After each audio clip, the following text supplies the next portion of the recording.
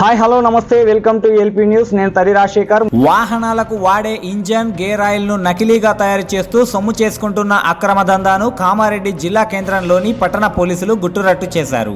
జిల్లా కేంద్రంలోని అశోక్ నగర్ కాలనీ శివారులో వినాయక్ నగర్ కాలనీకి సమీపంలోని ఓ ఇంట్లో ఆయిల్ దందాను నిర్వహిస్తున్నారని గుర్తు తెలియని వ్యక్తులు 100కు డయల్ చేసి చెప్పారు. పోలీసులు అక్కడికి చేరుకొని సోదాలు చేయగా ఇంట్లోని 4 గదుల నిండా వివిధ పరిమాణంలోని ఖాళీ డబ్బాలు, క్యాన్లు, పలు కంపెనీల పేర్లున్న స్టిక్కర్లు అతికించి అమ్మేందుకు సిద్ధంగా ఉంచిన ఇంజన్ గేర్ ఆయిల్ డబ్బాలు బయటపడ్డాయి.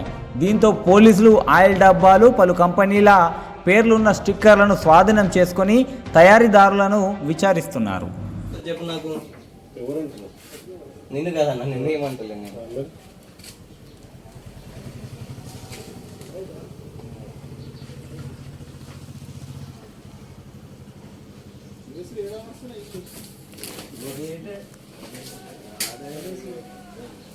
లోపల ఏదంటే ఎంక్వైరీ అవుతుంది తర్వాత లోపల